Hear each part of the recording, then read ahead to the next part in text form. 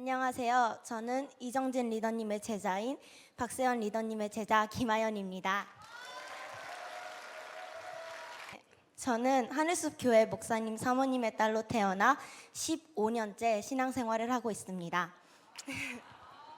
여러분에게 교회란 어떤 곳인가요? 제게 교회란 즐겁고도 집보다도 편안한 곳이지만 가끔은 교회가 저의 증오 대상 1위일 때가 있었습니다.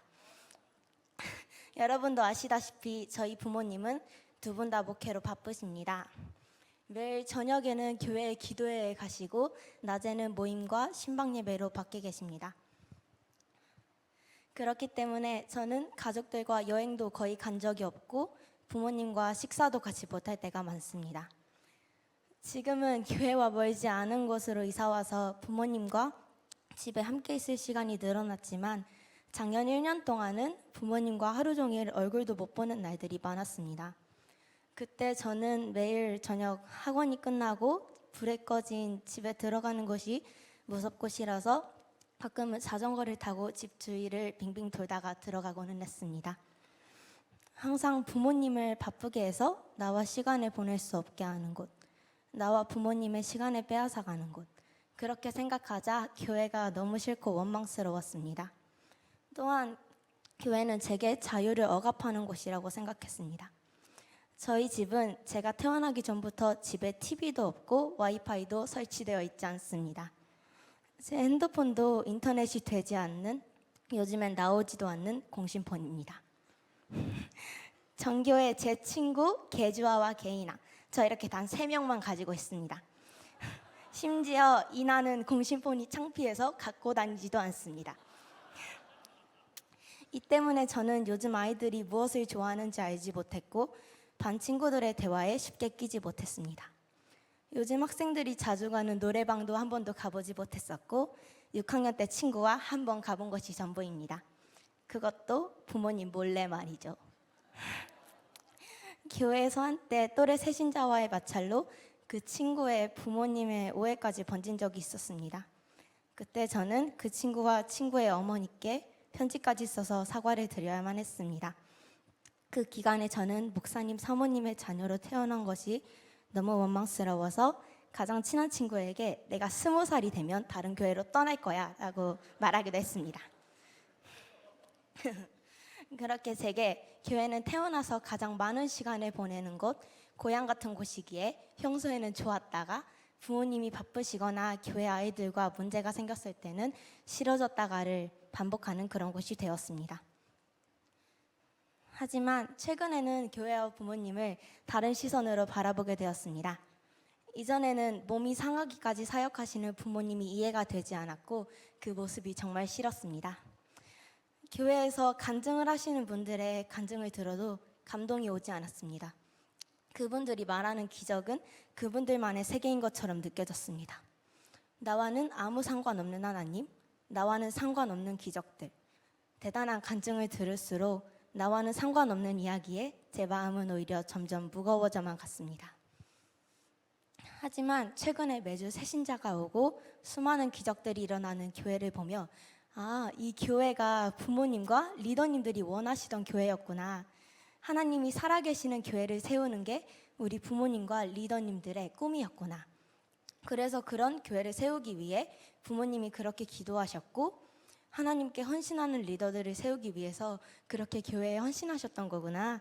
그 사실을 깨닫게 되니 부모님과 교회를 미워하던 제 태도를 회개하게 되었습니다.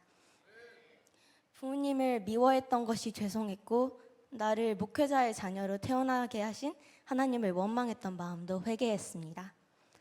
제 또래의 아이들은 자유롭고 하고 싶은 것들을 마음껏 하면서 아이돌을 좋아하고 게임도 하고 웹툰도 보고 노래방도 다니고 이성 친구도 사귀는데 저는 목회자의 자녀라서 이런 것들을 마음대로 할 수 없다는 생각에 하나님을 원망했는데 그 마음을 회개했습니다. 항상 바쁘게 사역하시는 부모님을 보며 이제는 대단함과 존경심을 느끼게 되었습니다. 매일 기도하고 사역하고 매주 200리더 모임 때는 전도 간증을 하시는 리더님들을 보면서 저 또한 그렇게 되고 싶다는 목표가 생기기 시작했습니다. 어차피 나도 하나님을 위해서 살 건데 그렇다면 나도 크게 쓰임받고 싶다는 생각이 들었습니다. 하나님이 나를 이곳에 태어나게 하셨는데 여기서 벗어나도 내가 살 수가 없겠구나 라는 거를 알게 된 이상 저는 차라리 아프리카를 완전히 변화시킨 본캐 목사님처럼 크게 쓰임받고 싶어졌습니다.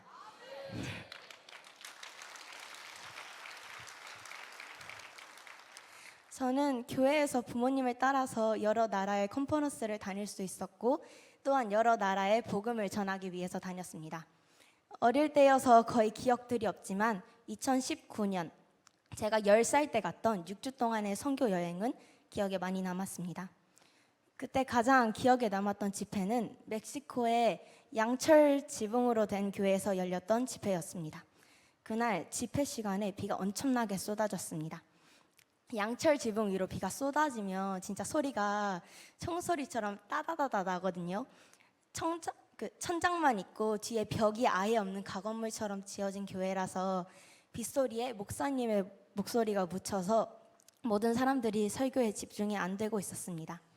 설교 중이시던 저희 목사님께서 갑자기 설교를 멈추시더니 비가 그치도록 기도하자고 하셨습니다. 우리가 기도하면 비가 그칠 것이라고 말씀하셨습니다. 우리의 기도로 기적이 일어날 것이라고 하셨습니다. 그리고 다 같이 비가 그치라고 명령하며 선포하며 기도했습니다. 엄청나게 쏟아지는 비는 멈출 기미가 보이지 않았습니다. 그때 저는 속으로 비가 멈추길 기대하는 마음과 동시에 한편으로는 비가 멈추지 않으면 목사님과 같이 간 우리 성도님들이 어떻게 될지도 모른다는 생각에 두려웠습니다. 하지만 절대 멈추지 않을 것 같았던 비가 기도로 명령하자 기적처럼 멈추었고 저는 그때 하나님께서는 자신의 자녀들을 위해서 날씨까지도 바꾸어 주시는 분이라는 것을 제 눈으로 똑똑히 보고 경험했습니다. 그 사건은 제 신앙에 완전히 새로운 기초가 되었습니다. 배워서 들은 하나님이 아니라 하나님이 정말로 살아계시고 하나님의 자녀의 권세가 얼마나 큰 것인지 알게 되었습니다. 저는 이제 제가 목사님의 딸인 것이 좋을 때가 더 많습니다. 특히나 주님을 가장 사랑하는 목사님의 딸이어서 감사할 때가 많습니다. 저는 부모님 덕분에 굉장히 재정적인 풍요를 누리면서 살고 있습니다. 왜냐하면 제가 가장 드리기 어려울 때 저의 재정을 심을 수 있도록 부모님이 도전해 주셨기 때문입니다. 어릴 때부터 모았던 용돈이 있었습니다. 명절 때 세뱃돈을 받거나 친척들에게 용돈을 받으면 항상 엄마에게 맡겼습니다. 엄마는 그 용돈을 항상 통장에 넣어주셨습니다. 돈이 얼마나 모였었는지 한 번도 확인을 해본 적이 없었습니다. 엄마를 믿었습니다. 그런데 어느 날 엄마가 저에게 말씀하셨습니다. 하연이가 지금까지 용돈을 모아서 1,000만 원이 됐는데 이걸 하나님께 드리자는 것입니다. 제가 하나님께 드리면 하나님이 더 크게 갚아주실 거라고 하시면서 제게 접근하셨습니다. 그때 저는 왜 내 돈을 하나님께 드려야 하지 고민했습니다. 근데 아빠도 하신다고 하고 하나님이 갚아주신다고 하니 갑자기 하나님이 나에게 갚아주시면 얼마나 갚아주실까 궁금해졌습니다. 그래서 드리기로 결정했습니다. 근데 막상 드리고 나니 기분이 너무나 좋았습니다. 아, 아빠도 이런 맛으로 하는 건가? 그래서 저는 엄마에게 하나님께 또 드리고 싶다고 말씀드렸습니다. 그래서 한 번 더 1,000만 원을 열심히 모아서 드렸습니다. 하나님이 제게 어떻게 갚아주셨을까요? 제 수중에 현금이 마를 날이 없습니다. 늘 현금을 몇십만 원씩 갖고 있어서 가끔 우리 부모님이 저에게 돈을 빌리기도 합니다. 또 필요한 것들은 하나님이 채워주십니다. 제가 좋아하는 음식들은 먹고 싶다고 말만 해도 하나님이 먹을 수 있도록 해주셨고 이제는 아예 먹고 싶다는 말도 하기 전에 제가 좋아하는 음식들은 끊어지지 않고 누군가를 통해 채워집니다. 또 가방, 신발, 피아노, 책상, 침대 등 필요한 것들도 하나님은 저에게 채워주셨습니다. 이 정도면 부모님보다 더 든든한 나의 하나님이십니다.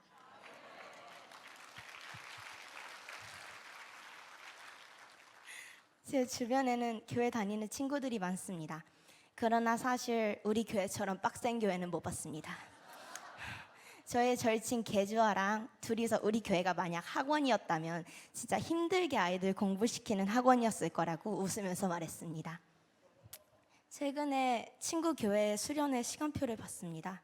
매일 노는 프로그램이었습니다.